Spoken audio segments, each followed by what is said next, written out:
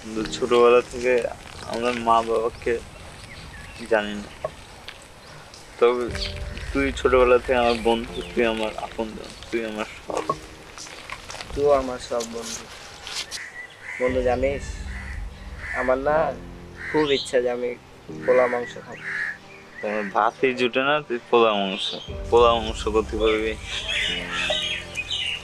আচ্ছা, আমরা কয়েকদিন ধরে বেশি করে কাগজ টোকাই, তারপর আমরা পোলা মাংস খাবো। আমাকে প্রতিদিন কাগজ চুকিয়ে রুটির দামই তুলতে দেয় না, পোলা মাংস পাবো কোথায়?